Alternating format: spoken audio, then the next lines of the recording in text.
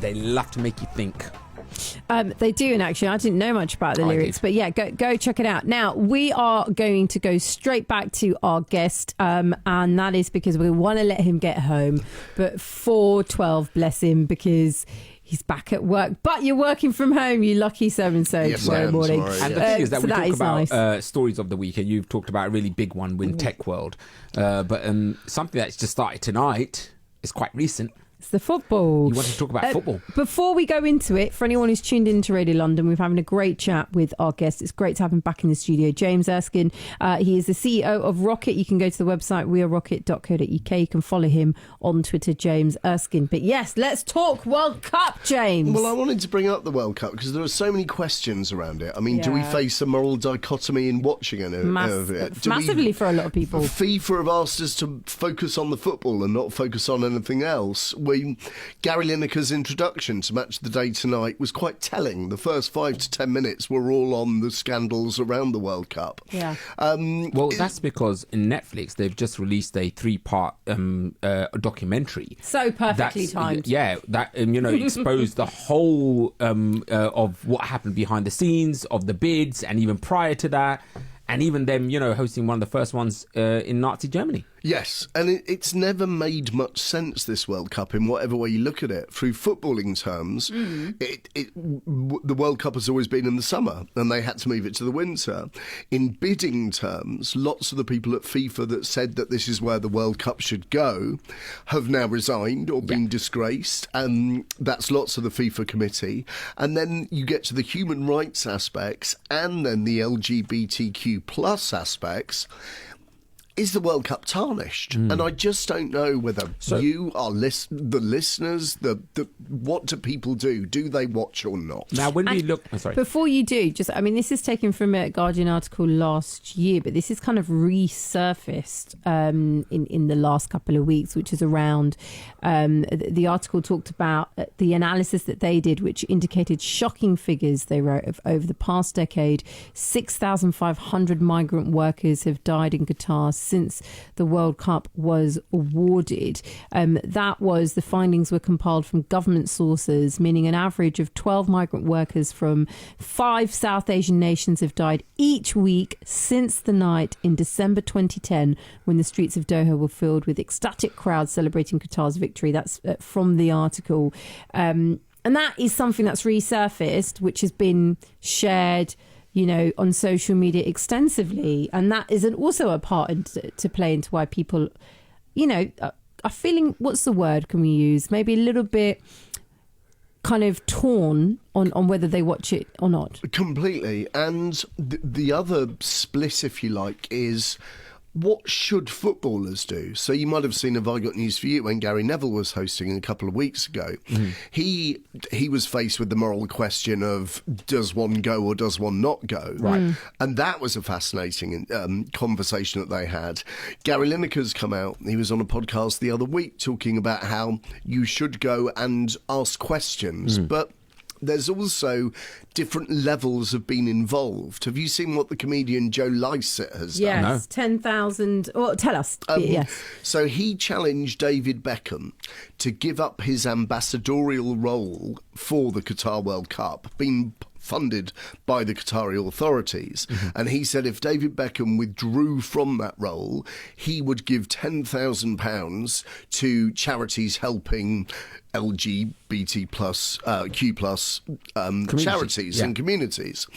But if he didn't, he would shred the £10,000. Now I don't know if it's real, but it is. I'm going to absolutely. It's on the BBC website about 6 hours ago, in which Joe Lycett appears to have shred £10,000, as you say, of his own money, and he live streamed himself destroying the cash earlier on tonight, and that is now being shared again, virally. He's a lot of people have come out and supporting him on Twitter. There are those who can't quite understand the point of the £10,000. A lot of different tweets that are taking place, but yes, that's been on the BBC website. When we look at this country, and we've seen the whole world is looking at them today, and we are discussing this here right now with what people with a voice are saying, people's opinions are saying, would you have been talking about this country and the problems it has westernized ways, and where the LGBT community wasn't not getting a voice and wasn't getting discussed. The workers that are continuously working in that part of the world weren't getting the spotlight or not been heard of, because this not happened tonight. This hasn't happened just now. It's not only happening there, it's happening across that region.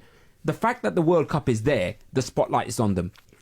Doesn't that give it some kind of merit to say football is a positive thing for those communities, number one? Number two, it's also highlighting the fact that there is more to be answered here. I couldn't agree more with questions. All I have is other questions. I don't necessarily have the answers. No, I'm just saying, is this football's role? What should an international footballer do? Well, I know there was a match from England wanted to wear the poppy or for a match, and FIFA said no, you can't do it because we're not political.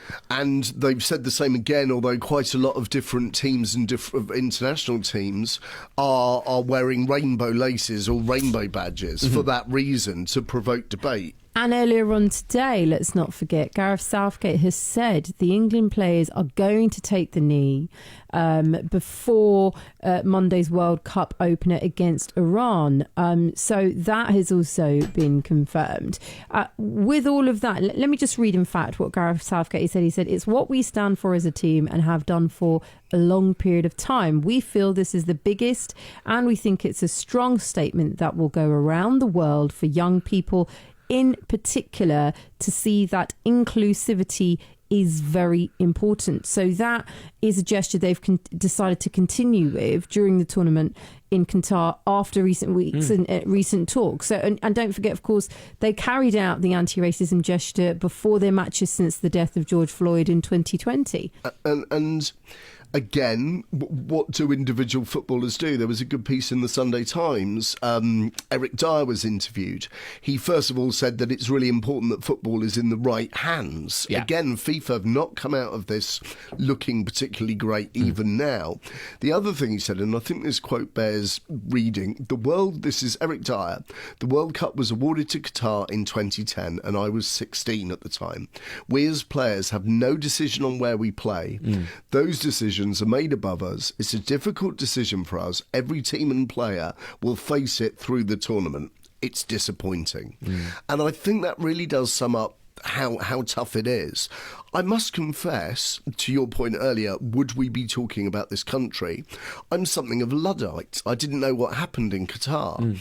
And when it was awarded, except for the miscarriage of justice, I'll be honest with you, I thought it might be a good thing. I thought an entirely artificial world, purely built for football reasons, which it is. Yeah. The stadiums are walking distance from each other. Yes, they are. It's all created to host football.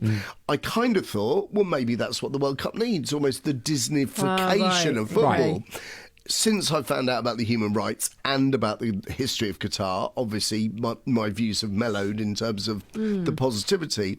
I did think they could have made an argument for it, but I don't think now as many people will be watching. I've got friends of mine who are ardent football fans that won't be watching the World Cup. But if in 2 weeks' time England is in the semi-finals... Yep. Or in the final. Do those ardent friends of yours, do you think they will still not be watching, or will they be down the local pub supporting their great team England? I really don't know. My thoughts are, if we have as an exciting a tournament as the previous international tournament. Well, are you talking about the ladies' tournaments? Well, both actually. It's a really good point. And have you seen It's Coming Home has been re-released, and they've got a verse all about the Lionesses, Exactly. which is About great. time. They brought it home. That's what they did. They did the job. It's not just coming home, it's come home. They Thank even you very much. talk about That box. 56 years of hurt for the men's game, 12 weeks of hurt for the women's game, or something like that.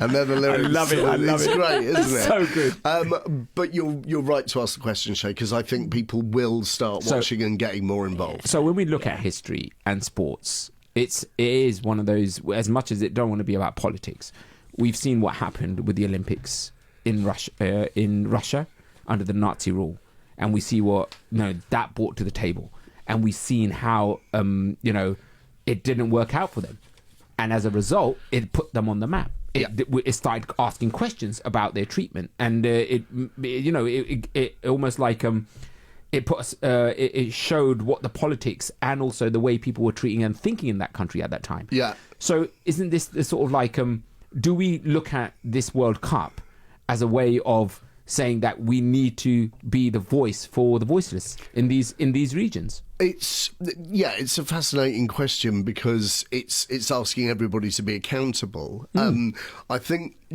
actually looking at it through a marketing perspective is fascinating because a number of different brands that have always been involved in the World Cup are involved in this World Cup. Yeah. So brands like Budweiser have been asked, why are you still sponsoring? Other brands have been asked tricky questions that means that this is a difficult time for everybody to consider what's the World Cup, what's okay. Yeah. It's tough. I'm not sure what the right answer is. What is the right country for it to be hosted by then? Without having it, if you want to bring up history, right?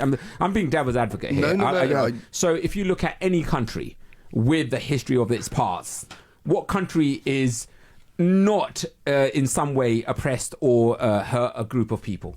I think now that is a leading question. Yeah, you've caught me out already. I had my answer and then I listened to the question. I've seen that you have actually got things ready. I said, let's go back then. Let's see what country can you go to without a dark past. So to not answer the question, first of all, trying to be a politician here, Shay, do you hear that? What FIFA were trying to do was give birth and give a legacy to a new region. Yes. So they could have gone to an African country. They did this in Africa. They could have gone to Australia. They could have gone... I was talking to a friend last night. The Australian World Cup could have been so spectacular. Yeah. Melbourne Cricket Ground host 100,000 people. We could have been amazing. Absolutely. Yeah. The England bid was meant to be a really good one. Yeah. But we got Russia... And look what happened there. And now we've got Qatar. So, and we know that the decisions made weren't made by the book. In answer to your other part of the question, is there a single country in the world that hasn't got a dodgy history somewhere? Yeah. No, it's of course going to be tough. It's going to be really tough. And so then I guess it comes down to this football. Let the players do their playing. Can we respect them for just being professionals in that respect? And the tournament to be the tournament? Without where it's set, I mean, we know, the reason why I see it as a beautiful game is that it brings people together in some way, shape, or form and highlights it. And I know that No Man's Land is a story that still touches me to this day. Yeah. That when it was Christmas, they got a football, they went to No Man's Land and they played football. In World War One, in World right? War Two, I think it was 2 or 1. I think World War II, but I Yeah. might be wrong. It was It was World War one. One. World War there you One, go. yeah. I On the believe you. fact check. And there we are. It So was World War One. when you hear stories like that, men who have got families who are fighting each other and they've kicked the ball around, and then they said, right, if we see you, we see you. If we don't, and they went their separate ways and they picked up their guns again.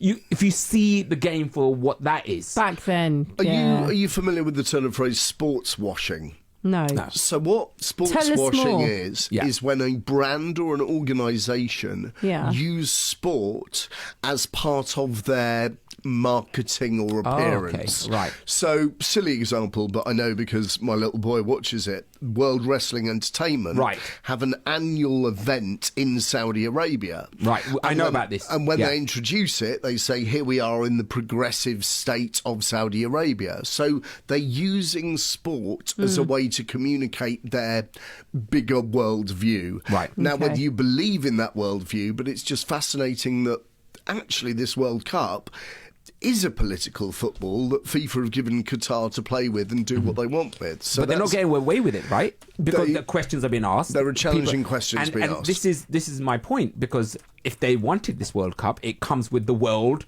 and the eyes on you. And there are certain communities and certain countries have got questions, and certain players have got certain beliefs and backup. It's important to say, though, it's not just in the Middle East, right? I mean, of course, we must remember when Nelson Mandela very much was able to bring South Africa together through the world of sport. If I'm correct, it was during rugby, wasn't it? Yeah. In 1995, the Rugby World Cup.